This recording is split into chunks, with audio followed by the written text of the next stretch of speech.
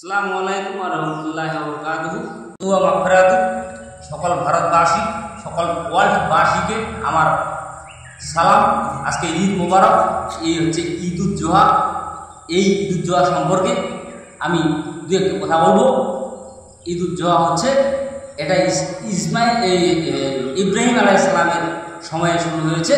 তিনি এটাকে তার সময় থেকে তাকে ঘিরে এই ঈদুল জোহা উদযাপন হয়। তার যে কুরবানি, তার আত্মত্যাগ, তাকে স্বয়ং আল্লাহ পাক যেভাবে পরীক্ষা করেছেন, তার প্রাণের পুত্র ইসমাইলকে তিনি তার আত্মত্যাগ আল্লাহ বা ঈশ্বরের কাছে তিনি আত্মসমর্পণ করেছেন, মানে ঈশ্বরের কাছে তিনি কুরবানি করেছেন এবং সেটা ঈশ্বর কবুল করেছে। সেটাকে আমরা পরম্পরার মধ্য দিয়ে আমরা ঈদুল জোহা আমরা উদযাপন করে থাকি।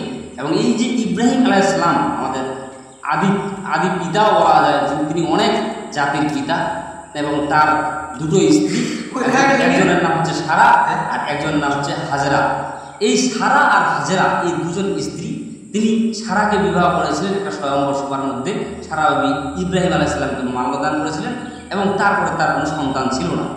এরপরে তিনি তার দাসী, তার বান্দিকে সারা বিবি আদেশ অনুক্রমে বিবাহ করেন এবং সারার গর্ভে হাজরার গর্ভে জন্ম নেন আমাদের ইসমাইল আলাইহিস সালাম।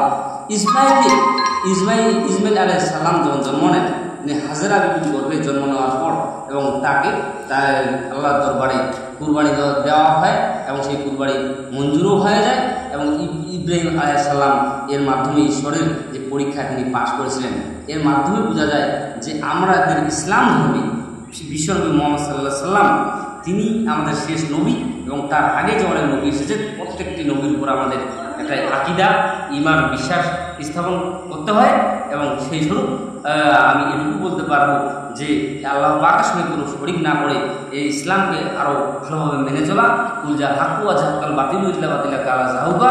এবং ইসমাইল আমাদের একটা আত্মত্যাগের প্রতীক এবং তাকে ঘিরেই এই ঈদুল জোহা আমরা শোকের হিসেবে পালন করি এবং সেটা আমাদের খুশিরও ব্যাপার। হ্যাঁ, আশা করি আমার কথার মধ্যে ভুল ত্রুটিগুলো আপনারা মাফ করে দেবেন। আল্লাহ হাফেজ। জয়।